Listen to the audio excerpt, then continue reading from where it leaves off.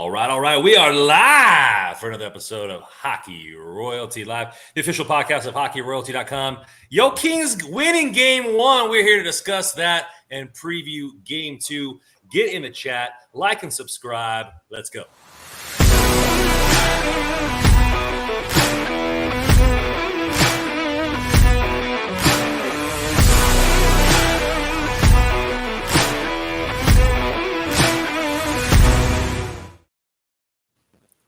Well, the Kings fought back in that one, boys. We're up 1-0. What a game. And we're about to show you the punch by punch here. Not literally, but figuratively in this game. But before we do that, how are we feeling, boys? How are we feeling going up 1-0? Feeling great. I'm just, I got like 2014 vibes. Like I felt that once all over again. And I don't know if it's a good thing for my physical health, my mental health, but this is what we're here for, right? I'm loving it. It is not a good thing for anybody's health. I can tell you right now. I was funny. Rando, I said in our group chat last night, so Kopitar scored to tie it, and I leapt up out of my chair, and I was like, yes. And needing to be quiet because it's 12:45 in a.m. And then immediately almost went into like, shit, this is going to overtime. And I don't know when I'm going to bed. Like, I legit debated. I'm like, okay, this is game one. You gotta be able to be here for the long haul. Like, this isn't sustainable. But I'm like, it's game one. I'm staying up for game one, and it worked out. Yeah, but it did work out. We're watching it. My brothers and I are watching it at an apartment complex, and we're only an hour behind you, right? So it was way after midnight, and the first goal that we scored, my brother was like, okay, yeah, like we all screamed like, hey, we're back in this, let's go. And then he's like, okay, my neighbors, let's just try to be conscious. But on that Kopitar goal, it was F yeah, whoa! Like just jumping up and down, giving each other hugs. And then the game winner was even worse. I was like, he's probably going to get a noise complaint. Well worth it. What about you, Russ? You watch it from home or did you head out? No, yeah, I watched it from home. It's weird because I thought about it. Like I hadn't really like leapt up out of my couch or like screamed whatever pretty much all season. For some reason, I just kind of always felt like this team was like destined to go to the playoffs. So you kind of get this notion like, okay, win games, good. They're doing what they should be doing.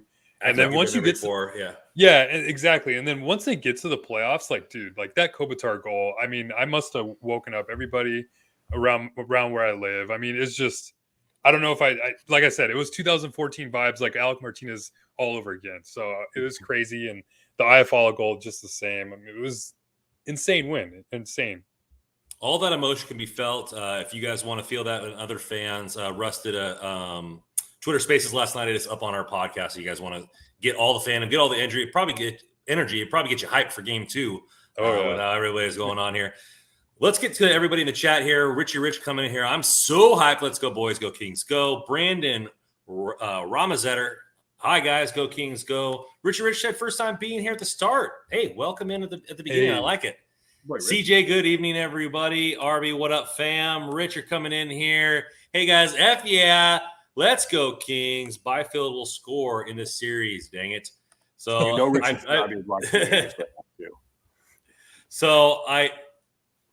let's just start with the game in general. Okay, let's start with the bad stuff, which was the first period. Pretty much just got waxed in every single category in the first period.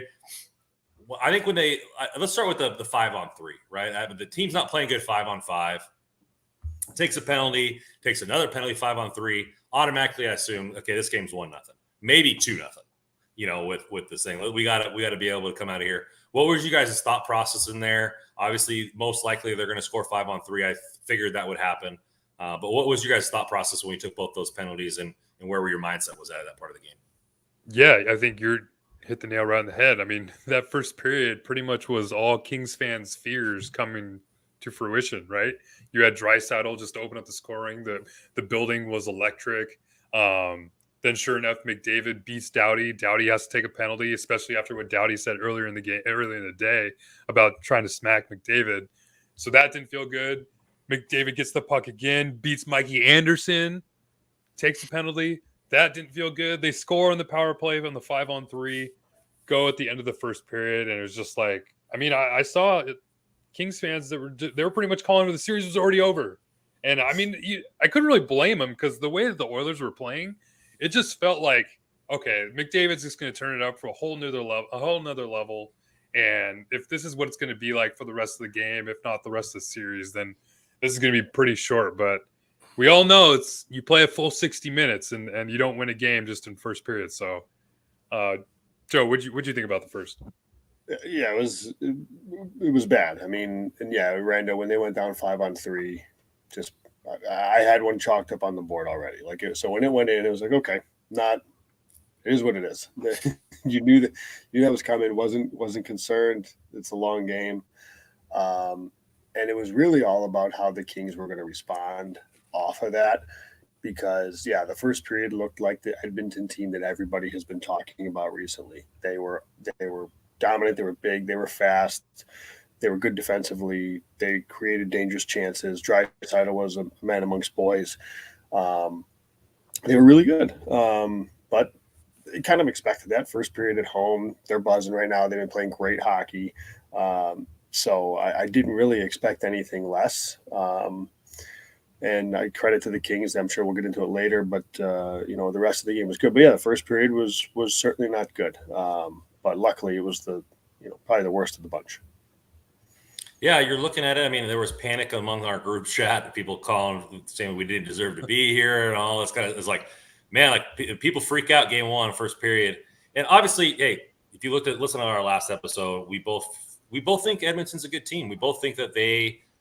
I mean, I didn't think they'd come out that on fire, but they're gonna have great periods. I mean, what game two we said last year they won by 4 or something goals. So it just really we got to kind of got to temper expectations and realize it is a full 60 minutes. But man, you can't help but to go there. You can't but help to go, oh hey, we have two of our main players injured. It's 2-0 already. Oh my god, like this, it's gonna be 4 and out because we're injured here and all this kind of stuff. Yeah, I can understand that, but this team's got some grit. This team fights back all the time. I didn't guess that we would win that game after 2-0. I was like, hey, I'm not calling the series yet, but I'm just saying it felt that way. It felt like they came out and just punched you in the mouth. But I forget who that person said. It's like, it's not a fight until I don't get warmed up until I get hit in the face. I think I don't know if it's Mike Tyson or whatever. And, but it's just like, hey, you got to warm up. You got to take the punch. You got to take the lumps. And the team fought back. And I think they did a good job of what we talked about is, or at least my keys, power play stepped up when needed. They counterpunched at opportune times in the game, whether it was physically or on the scoreboard. They didn't seem like they backed down, even though they are undersized. So I felt like overall in the game, they did what they needed to do to get the W, and obviously a few timely goals, some disallowed goals on Edmonton's end, which were clear as day, which helped us out, and execution on the power play when we really needed it gets the Kings up 1-0. Yeah, so, I thought the first. Sorry, Renee. No, that's it. 40 minutes. Even after the first period, when it looked like the Oilers just kind of run away with it, I think to get out of that period, just even down 2, was a huge win for the Kings. And then the second period, it was all about just kind of letting Edmonton just kind of dictate play a little bit, but don't give up too many like high opportune chances, and then just stay in the game. And that's sure enough, I felt really good actually after the second period was over, because if you can hold the Oilers to no goals in a period, that's a win. And obviously the Kings didn't score, but you go into the third period. I mean, it just kind of sucked the way that period ended, because I took that penalty to negate the power play that would have kind of lasted into the third period. But I mean, sure enough, after that second period, I felt pretty good. And then Adrian Kempe, dude, I mean, this guy's a dog, man. I mean, I'm just the way he's kind of blossomed into this like premier goal scorer in the NHL.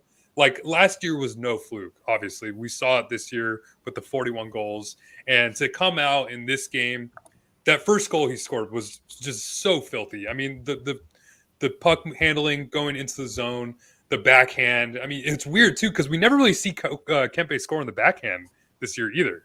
And so that goal was just beautiful in itself. And it kind of was unfortunate because Draisaitl kind of got the momentum back. But yeah, Kempe just didn't let up, and we saw him with another beautiful tally to make it a 1-goal game. I don't want to be too hyperbolic here because it's game one and it's a long series. But when I look back to that Kempe goal, because up until then, like it was all Edmonton, and it never really felt like the Kings were going to win this game. I never had that feeling like this one just isn't happening. They can't create a thing, and there's nothing happening. And if you think about what led up to that goal, it was a 2-on-1 break, and Gavrikov makes, depending on what, again, I don't want to go too crazy about it, but depending on how the rest of the series goes, makes what could go down as the biggest play in this series with the diving poke check to intercept the pass. It gets turned around and goes the other way. Matt Roy makes the play that leads to the goal by he dishes it to Kempe and then goes right to the net. He draws the defenseman to him, opens up that high slot. Kempe skates into it when it's a gorgeous goal off the backhand. But if Roy doesn't do that, the goal doesn't happen. But the play by Gavrikov, if you think about it, that could have just as easily been 3-0, and it's over. It's curtains at that point if that goes in the net on the 2-on-1. But he breaks that up. It goes the other way. And like you said, Draisaitl did get one back, but at least it showed the Kings like, okay, hey, we have something here. Have a little life. We were able to put one in. So I think that helps to respond when Draisaitl scores to make it 3-1, knowing that they had that in there. It's just a huge play, and what could go down as a huge play in this series, depending on how the series goes. Yeah, I think you're looking at too. Sorry, just real quick. It's crazy too because I think it was like it almost kind of became like a mental thing in terms of with Skinner in net, because even if you look back at the last 2 games against Skinner, the one goal that they scored was Victor Arvidsson's kind of like fluttery slap shot from the blue line. So you hadn't really seen the Kings really generate a really nice goal against Skinner until that Kempe tally. So I wonder if that opened up a little bit of a mental block for LA. I think you're looking at, Kevin Weeks talked about it a little bit on, I got to give him credit for coming on All the Kings Men. He talked about the goalie advantage and what Skinner's good at and not good at. And Kempe, he said, like, he's susceptible from the dots out. Like, when you get really close in his big body, his big frame, he's very agile within the crease, and those tap-ins and stuff like that don't often go in unless they're game-tying ones in game one. But, that flutter was from outside the dots, like the backhanded shot. It was high. It was kind of an awkward spot for him. So it was kind of, do you go shoulder and punch it up? Do you kind of, step out or try to make the play? I think it was kind of an awkward spot, caught him kind of in between in his positioning. And so it was just something that goes in. He's susceptible from that range. I want to go into a little bit of the emotion. Obviously, the emotion's high in this game all the time. Kings never coming out of it. I thought there were some key moments there. You looked at Nurse when he cross-checked Drew Doughty. It wasn't called. Hit him right up, even though the puck was well gone away. And you could easily have seen Drew go in and go after him or do something like that for something to play like that. He just kind of let it go, walked off, wasn't called, and they moved on. You talked about it, being able to answer physically when needed, and he did eventually. He came back, hit Connor McDavid in an area that it was purely legal, set the tone, and didn't react to a play that was maybe a little bit after the puck had left or anything like that. So I thought it was good that you see some of the times where the team comes in and protects their own, and I think they made some good opportunities of the physicality when needed. What did you guys think about the overall tone of the game in that aspect? Yeah, I think you hit the nail right on the head. I mean, we had kind of talked about that. The Oilers were going to bring this physical game because they're not afraid to muck it up a bit, to maybe have some skirmishes after the whistle, create those maybe 4-on-4 opportunities, because that's where they excel. So any chance they get to kind of get the Kings to retaliate or maybe even take a dumb penalty, I mean, they were gonna take that chance to make it happen. And sure enough, I mean, you have to give a ton of credit to the Kings, because you kind of look at the few penalties that they took, and it was really more or less like kind of desperation plays. I mean, that Mikey Anderson penalty against McDavid, I mean, you're obviously going to try to hold him. It is what it is. Same thing with Drew Doughty before that. But yeah, I mean, like you mentioned with the Drew Doughty cross check that he took from Nurse, I mean, yeah, Doughty he talked about it. He's like, I remember him talking to Carlin Baith before the game. He had mentioned that he just needs to keep his emotions in check. And we've seen Drew Doughty, especially when he was younger, in the playoff runs, where you get this really emotional Drew Doughty just is always like yelling at the officials, maybe getting involved with players and stuff like that. But we haven't seen that in the last couple years. And it's kind of made him almost a better player for it. And to have him just available for the entire game, especially not in the box when he's not involved in those plays and those fights, whatever. I mean, that's huge because you need. I mean, we've already seen in just game one the impact that a player like Doughty can make on this team that they didn't have last year. Yeah, just we talked about Randon earlier with maybe some fan overreaction early on. You need to control your emotions as a player too, because you can't afford to go to the box against Edmonton. They're going to make you pay. So I thought from that point the Kings handled it pretty well. Actually, I mean, you figure, they go down 2-0 on the road. They couldn't have handled that any better. There's Edmonton scores to go back up 3-1, handled it great. The Edmonton scores. I know it got disallowed, but there's that brief buzz in the crowd after the overtime goal that they got disallowed. So they handled it well. And when you have guys like Kopitar and Doughty who's handling it the way he is, and then obviously Alex Adler's a stalwart back there from a veteran standpoint. Philly, so they got the guys that can kind of handle that, right? So that was huge. I mean, and that's massive. I think. I mean, at the end of the day, overall, it's huge to get the 2 points, right? Or two points to get the win. But hopefully that there's going to be they're able to generate a little bit more in the upcoming game in game 2, because there was a struggle. This isn't, you don't want to play this way every single game. I think they had to a bit today, or last night, I should say, because Edmonton came out like a house on fire, and they probably will again. And I'll probably be a broken record about this whole, they have to bend, not break against Edmonton, because I think Edmonton is a better team. They're a better skilled team. They're a bigger, faster, stronger team. But LA did a good job at countering that. And I think they played the way they played in this bend, don't break, because they know how good Edmonton is. But hopefully we can at some point start to see the Kings create a little bit more offensively, because it's going to be tough to be on your heels as much as they are for an entire series and expect to win. It worked for game 1. They did the job. Fantastic. And at the very least, they're going to have a chance to get out of here with a split and maybe even better. But hopefully they're going to have to play on the front foot and a little bit more in Edmonton's zone as they go forward. Who was playing on the front foot all game long was Anze Kopitar, big 4 points. The captain, coming up huge and when needed. That first line looked great. I think they accounted for, I think it was over 6 points, if I remember correctly, but phenomenal job. Well, definitely over 6 points because Kempe's on that line too. Yeah. So phenomenal job coming and answering the bell. And I know they were paired against the Draisaitl line majority of the game, and the Danault line was paired against the McDavid line. But I just thought that they played well. And Russ, you put it as one of your keys to the game, or not the keys to the game, but the next morning tweet that QB was something that played really well in that game. Got an assist for it. What did you see from him in that first line in general? It's crazy because there was really nothing to like from a Kings fan point of view for the first 2 periods or so. But I mean, the only thing I really enjoyed was watching Quentin Byfield just fly around the ice. I mean, he was really one of the only players for the Kings that was moving his legs just constantly. Every time he got the puck, every time he was on the ice, he was just definitely noticeable every time you saw him. And I think I mentioned it to Joe too yesterday, is we're seeing him kind of grow a little bit of a sandpaper to his game too. I mean, he was definitely willing to throw the body around, and not afraid to get into these little skirmishes after the whistle or whatever.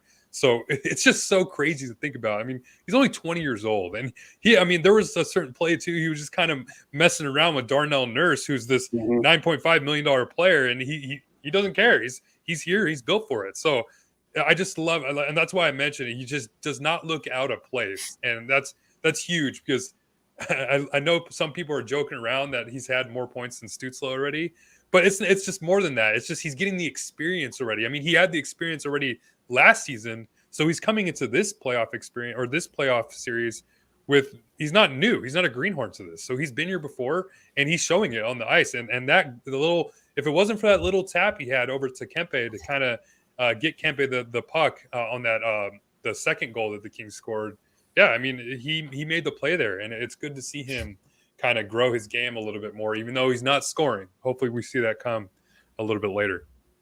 Yeah, I had a piece that came out during the day yesterday about players to kind of watch on the Kings outside of the obvious, like obviously Kopitar, Deneau, and their matchups, and Anderson, Doughty, and the goalies. But Byfield is one of them because he's thrust into the top line role. He's moved to the wing, but this is a whole different animal now. Come playoff time, you're starting on the road against a really, really good Edmonton team. And how does he handle that, right? How does he handle that from an offensive standpoint? He's obviously going to have huge defensive responsibilities playing against that team, and that either one of those two lines, whichever one they were to be out there against. I thought he was engaged. He was really good. And hopefully that continues. And another player that I had on that list, and I am absolutely going to give credit where credit is due. I thought Gavrikov was the best defenseman on the Kings last night. He was really, really good. And we've talked about it for weeks. I was nervous because I expected Edmonton to go McDavid against Gavrikov, and that has gone really poorly leading up to, but it did not yesterday. He was great. I thought the first period he was bad, but I thought everybody was bad in the first period, so he wasn't any more bad than anybody else. But boy, that second and third, I thought, again, bend don't break, playing within what he can do, makes the great play in the poke check. I thought it was one of his better games as a King, frankly, especially given the circumstances. So 4 years, $5 million. Let's go. He was really good. That pair was really good. So I give him and Roy, for that matter, too, a lot of credit. And we'll see how game 2 goes, but so far so good there. Well, you know who else gets a lot of credit and will credit you with some money is DraftKings. DraftKings is the official sponsor of the Hockey Realty Podcast and the Hockey Podcast Network. The action never ends at DraftKings Sportsbook, especially this summer, with tons of ways to bet on all your favorite sports. You can fuel your fandom and feel the heat of the season like never before. Plus, right now, DraftKings Sportsbook is giving new customers a risk-free bet up to $1,000. That's right. Make your first bet up to $1,000. And if it doesn't win, you get another shot to cash in. You can throw down all your major actions for baseball, golf, MMA, and more. Plus, same-game parlays, spreads, money lines, over-unders, and props. Your betting options feel endless. Gabe Velardi's rumored to be back. You're going to have him in a goal and a Kings win and parlay that together? You can at DraftKings. Best of all, DraftKings is safe, secure, reliable, and you can deposit, withdraw your cash whenever you want. Download DraftKings Sportsbook app now. Use promo code THPN. Make your first deposit and get a risk-free bet up to $1,000. That's promo code THPN only at DraftKings Sportsbook. Minimum age and eligibility restrictions may apply. See show notes for details.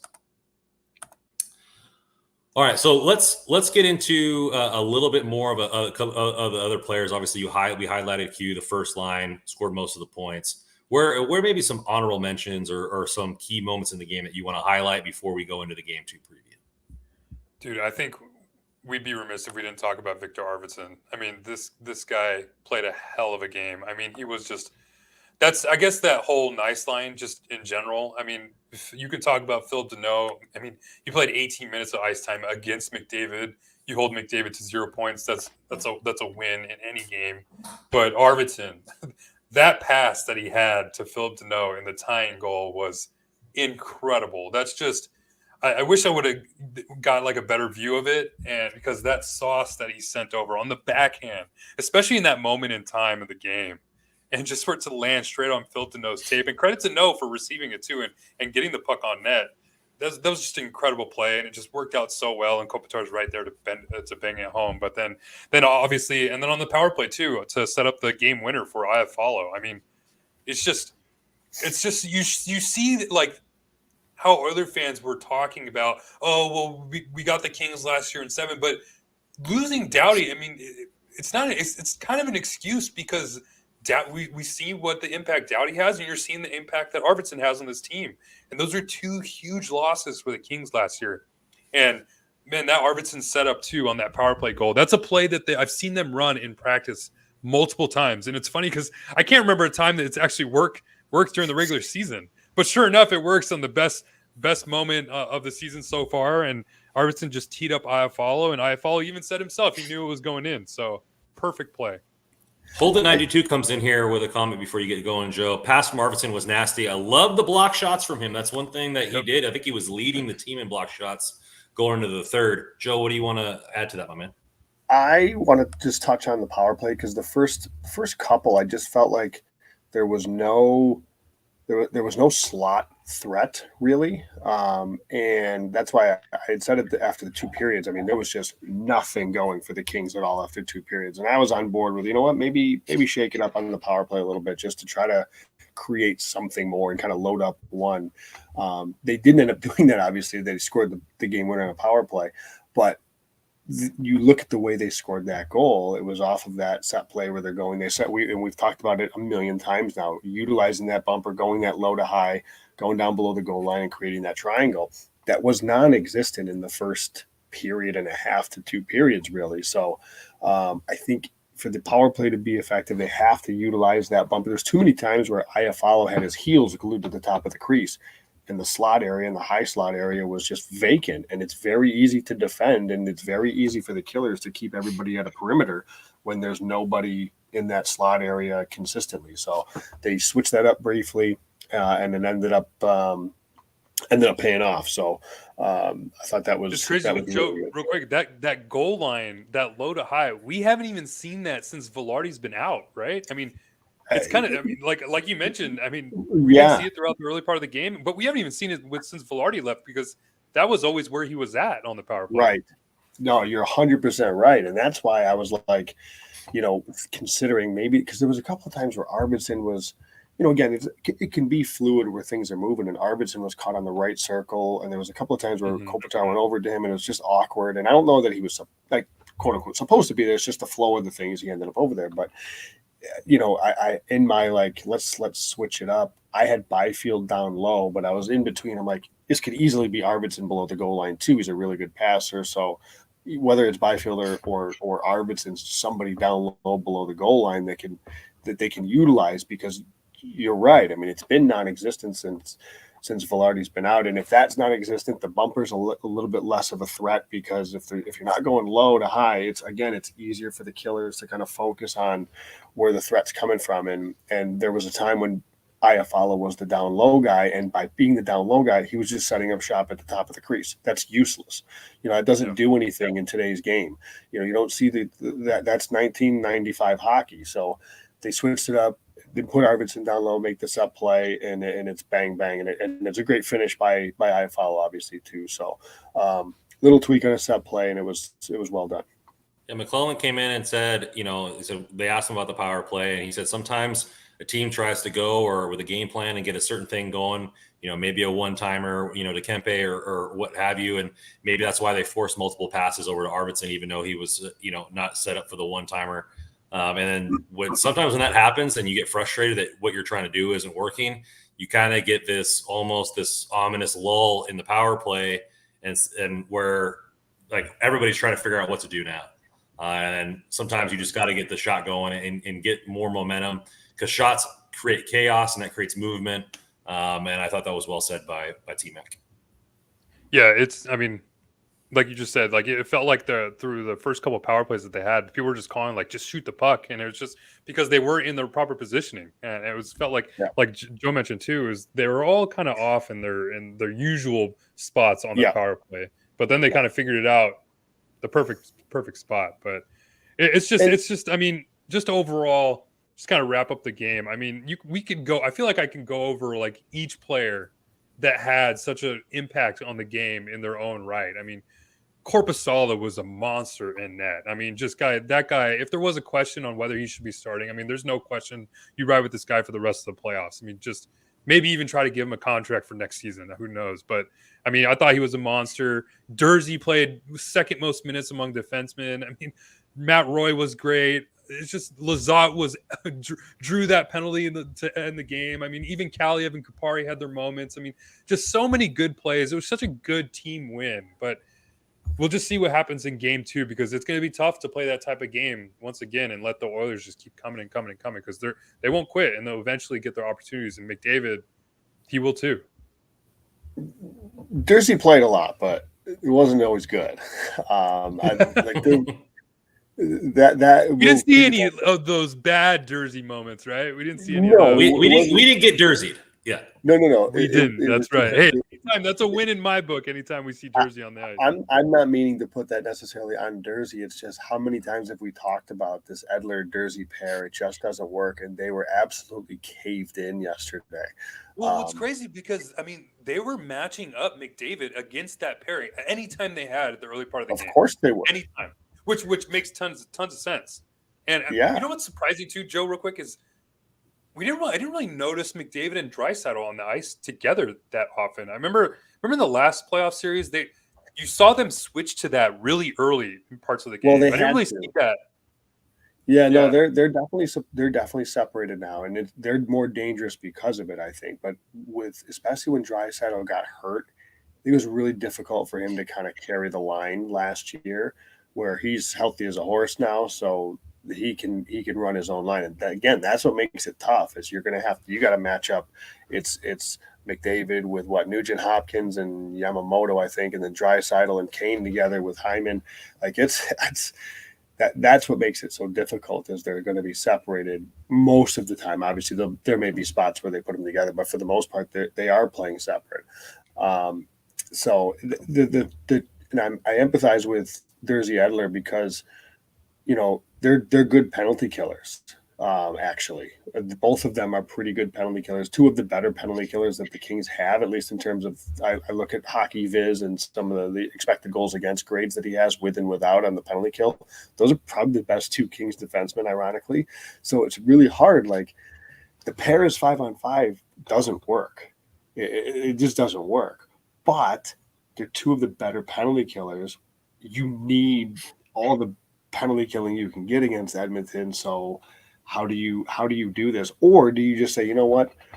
Edmonton's going to get theirs on the power play. We have to be better at 5-on-5. I kind of lean that way. And we can talk about that heading into game 2 if you want. But I mean, just so we're not, the no line was a tough, they battled, but it was a tough one again for them against McDavid. I mean, they didn't give up anything, but they did live in their zone.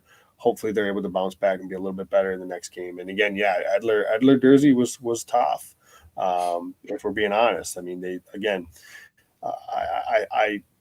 don't know that it works. I don't know that it's something that you can count on long term, and I don't know that we'll see a change for game 2 coming off a win. But I guess we'll see.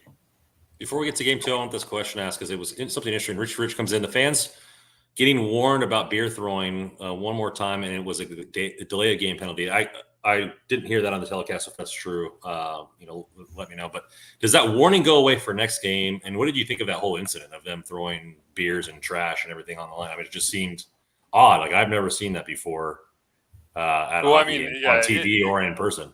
It happened. Remember when was it the Islander game when they actually won and they were throwing beers on the ice? Yes. Was it a couple years ago? I mean, it happens. It is what it is. You get these fans. I mean, it's just unfortunate because you don't want to tie them in. I mean, just how we hear it from Edmonton Oilers fans to Kings fans. You don't want to tie those bad apples in with the whole bunch. I mean, it is what it is. But yeah, I wonder if that happens. I mean, because we all saw a video of that beer getting pretty close to Kopitar at the end of the game. I mean, imagine if that hits him, and then who knows what happens. But it's also happened in other sports too. I mean, I remember the Kyrie incident when he got hit by a water bottle, and they tried to find the fan. I think they gave him a lifetime ban. So it's just you have to try to find the fans. I mean, maybe they give the team a delay game penalty. It's really rare. I don't know if I've ever even can remember that ever happening.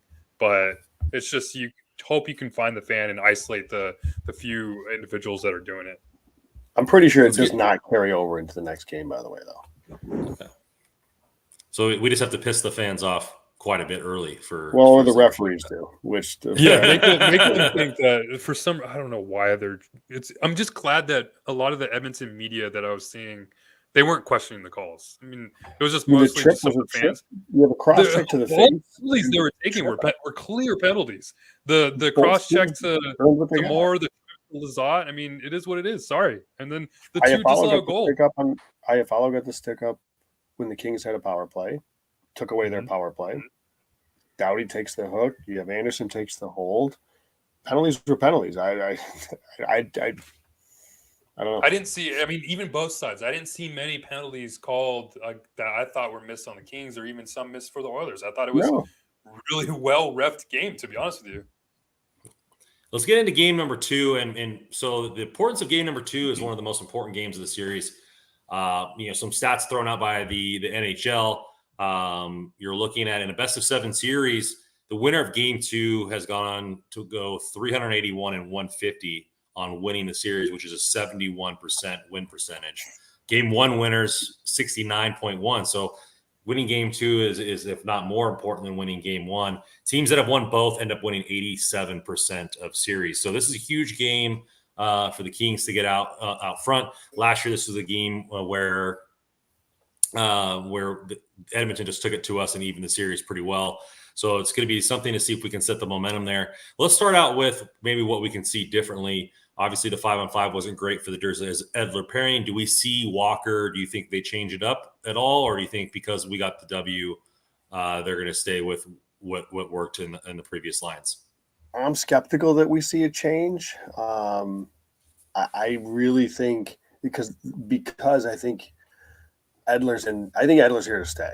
I think if he's healthy, he's in the lineup every game, which means it's either Durzi or Walker. And Durzi, the way he is important to that second power play. So as much as Durzi Walker has performed significantly better at 5-on-5 than Edler and Durzi, I'm not expecting a change on the back end, Russ. I will say I didn't see anything from practice today that suggested otherwise.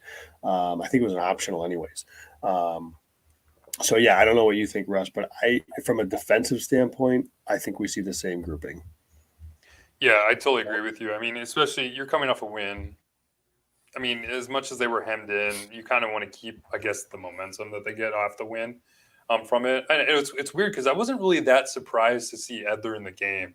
I mean, No. we've kind of seen McClellan kind of go back to his horses, right? I mean, he has this kind of fond notion toward Edler, and Edler obviously has the experience. So, and then maybe to have Walker on playing that left side or Durzi playing that left side, maybe, I don't know, especially with the way that they were matching up McDavid, that would have been pretty tough for those two to defend. So maybe you get a little size, get another player that's willing to block shots. So I thought those two, as much as they were hemmed in, like that phrase you keep using, they bent, but they didn't break. So Yep. I'm totally fine with that. But hopefully we see a bigger impact in terms of another lineup addition. The other lineup addition would – go ahead. You going to finish it up? I was just saying I get it because, again, the tricky part with Edler is, and Durzi for that matter, is they are two really good penalty killers, relatively speaking. So it is tough, despite the fact that they are terrible at 5-on-5 together, that they do a good job on the penalty kill. I mean, on parts of the game, Edler looked like he had his skates on the wrong feet. Like that, it just seemed like he was going so slow around there. But I guess with the day off, it's not a back-to-back. I could see them going with the same thing here. But what I was gonna get to was the news of the day, the possible lineup change. Velardi was skating in a non-red jersey today at the optional skate, and then was interviewed later saying that he is ready to go. T-Mac hasn't said that he's for sure playing. Velardi said he's ready to play. So you assume if he's ready to play, he's playing. That would be the lineup change. I think he slots in for Jared Anderson-Dolan. Do you guys have any differences there? Or no, I mean, I think you're totally right. I mean, if we've talked about just even getting back one of Velardi or Fiala changes this forward lineup in terms of the bottom six just dramatically. I mean, you're able to put Velardi back with Lizotte on that third line, and then you're able to slide Kaliev down and take, like you said, probably slide out Jared Anderson-Dolan. So we've seen Lizotte, Velardi, and Iafallo play pretty well together in times. And then Kaliev, I mean, you give him a little bit better of a matchup maybe on the fourth line. You don't have to get him too much minutes, and then you get him some spot time on the power play. So, and just a little bit of a background on Velardi. I mean, yeah, McClellan hasn't come out and said, but I know Dooley mentioned it in his practice report that Velardi actually met the team last night. He didn't fly with the team originally. So the fact that he's flying with the team the night of makes it more or less likely that he's going to be in the game tomorrow. So huge lineup addition. Hopefully, maybe we see him inserted right back into that power play spot on that first power play unit. Yeah, I mean that's.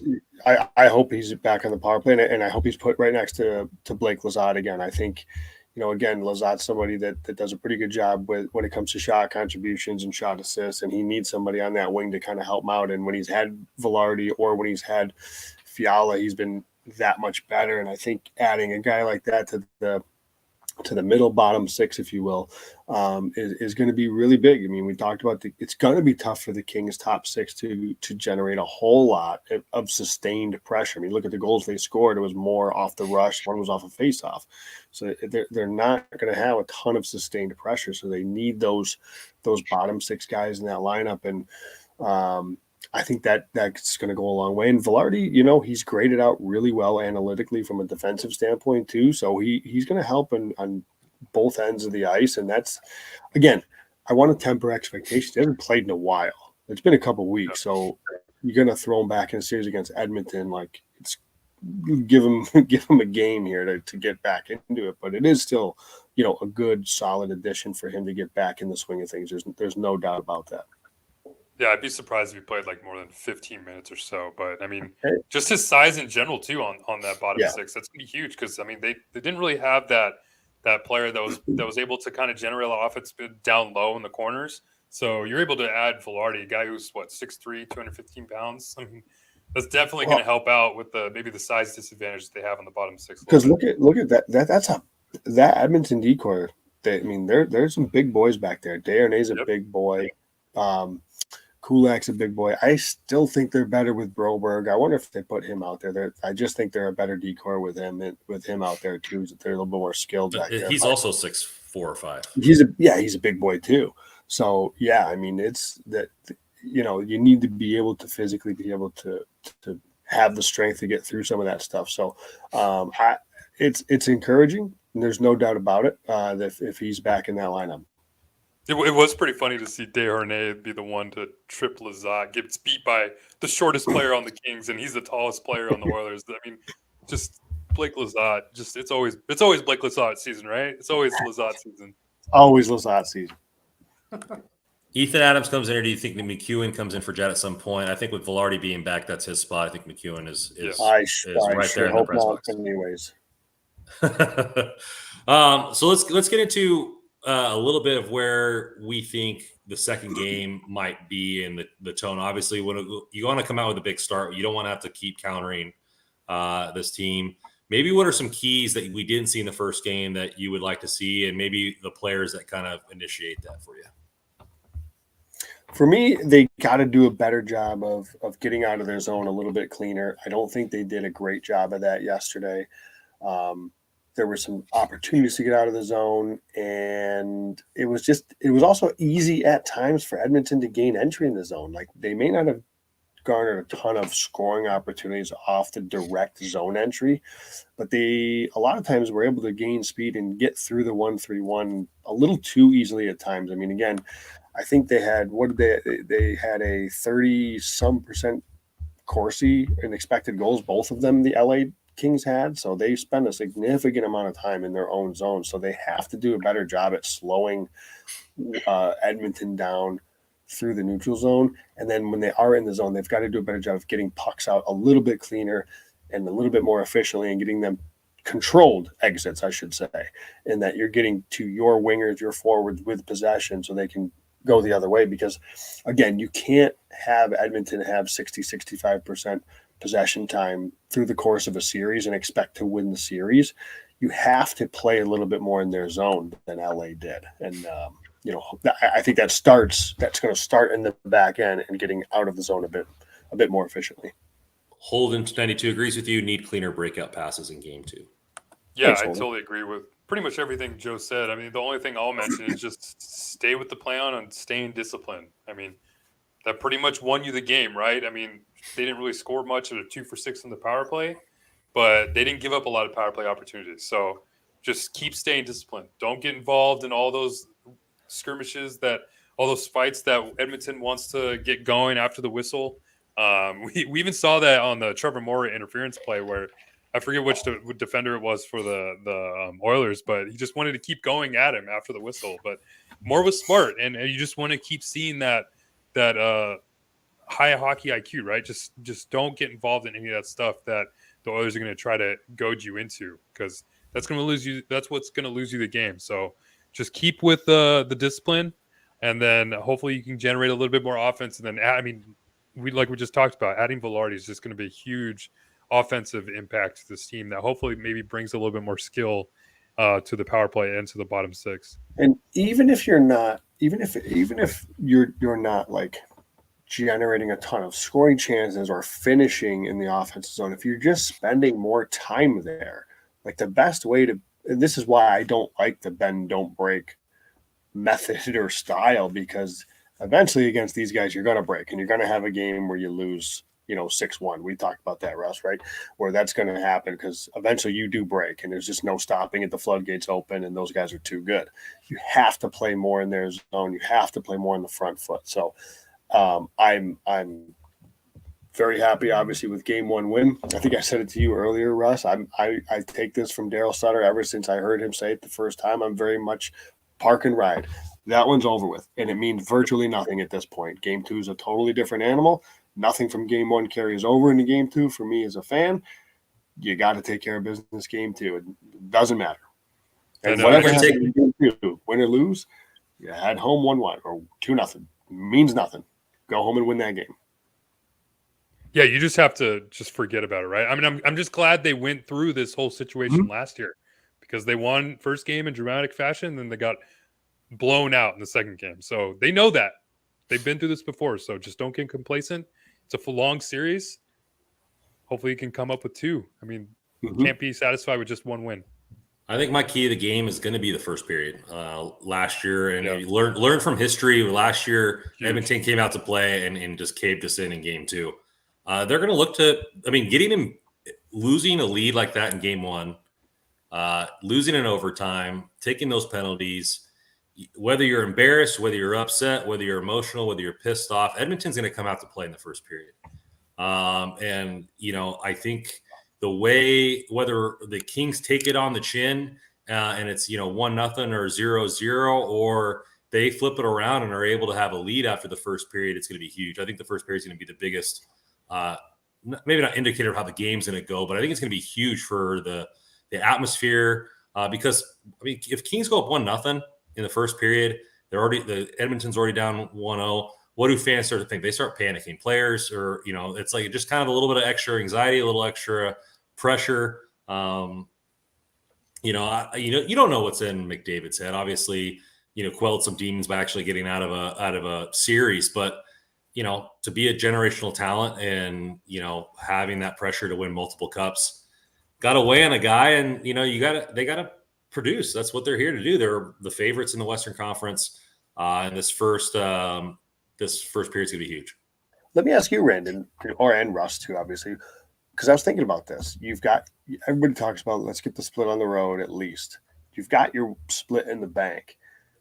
Do the Kings, and I just talked about, at some point they have to try to spend more time in the offensive zone. They can't just sit back and allow this to happen. Like, do you come out and punch them first? And you know what? Maybe for the first 5-10 minutes, and I understand you don't want to get into track meet with Edmonton, but do you push that pace on them and jump them early? To Randon's point, they're feeling a little pressure. They're down 1-0 in the series. They blew two goal leads. Like, is this an opportunity for the Kings to jump them, get out on the front foot early rather than invite Edmonton and go on the counter? I think Randy, you go ahead. Yeah, I think it's a good opportunity, and with you're looking at multiple people, the way we play it, the playing with good off the rush is good with the lead because you're able to continue to make that counter, and when you're countering when the puck is mainly in your zone, you're taking that more opportunities, and we can pot some home.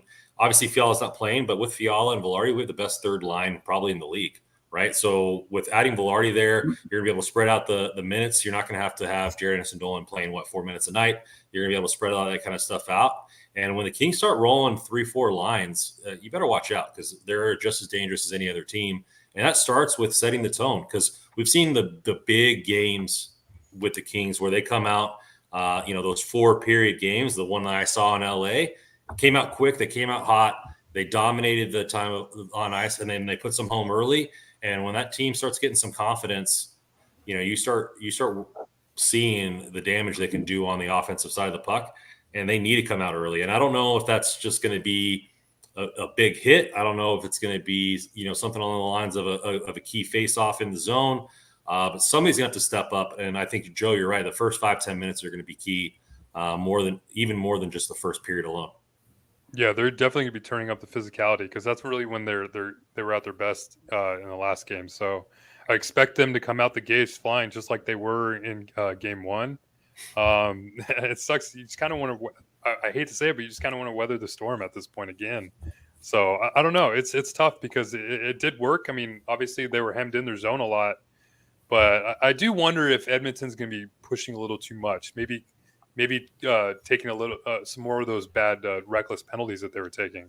Because all the pressure's on Edmonton right now. All the pressure's on Edmonton. Even coming before the Kings won in game one, the pressure was on Edmonton.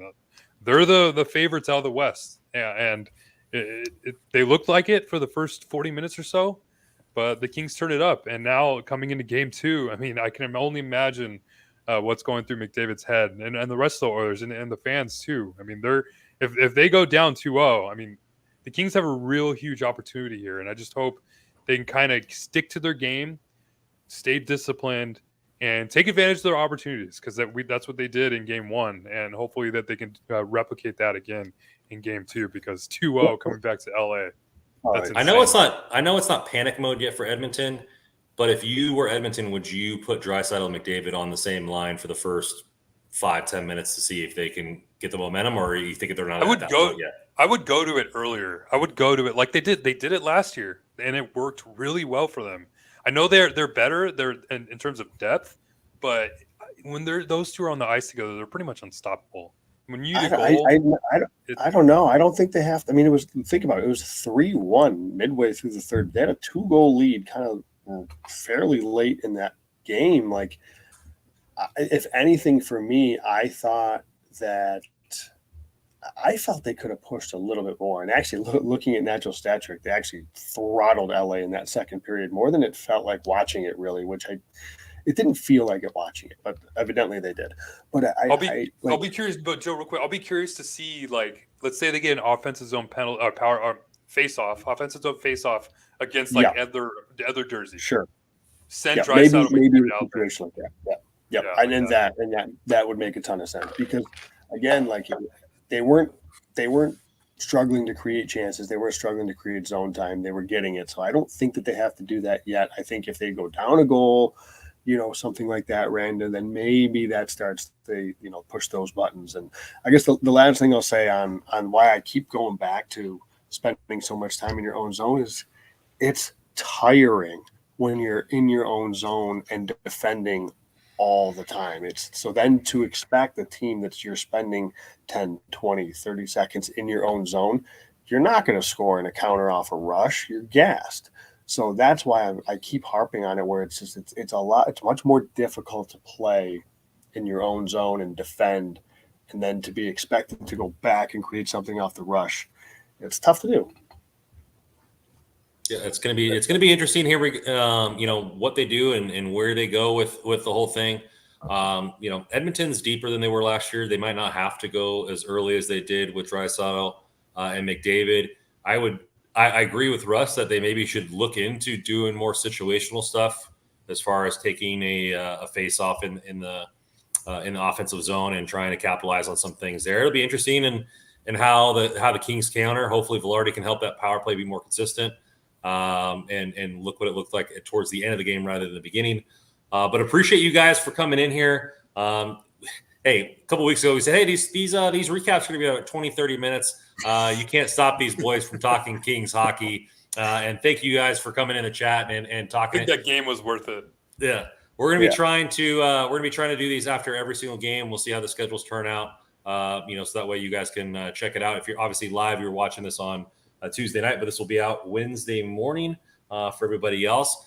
This is the first part of a doubleheader. We got another episode coming up. Me and Kyle Garcia talking about the rain playoffs, which is pretty much going to be me interviewing Kyle because the fact that I watched maybe 2 or 3 games, but he does an excellent job, and he's going to give you all the notes going on for your boys there. Another rematch too.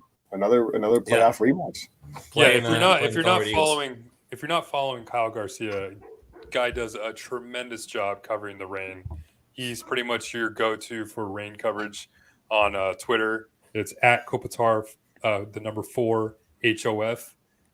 Give him a follow. I mean, the Rain have an important playoff series coming up too. Hopefully they go on a long run because it'd be great to see some of those young players get some experience down there too. So it would be great to see the Clark train back in LA for some AHL playoffs. That's what it would be good. Yeah, exactly. So let's see that Calder Cup train go a little bit longer, that rain train go, and then we'll get the Brant Clark train right next to him. We'll see them going together. There we go. As always, you can find all of our articles coming out at hockeyroyalty.com. All of our Twitter handles are scrolling across the bottom, 8 at hockey_royalty, at Random Commando, 24 at NHL Russell, at JW Paterino. DraftKings code is always THPN. Thank you guys for coming in the chat, man. Kings are buzzing. We're buzzing. Playoffs up 1-0, boys. Up 1-0. Let's make it 2-0 tomorrow night. And as always, and forever on this podcast, go Kings, go.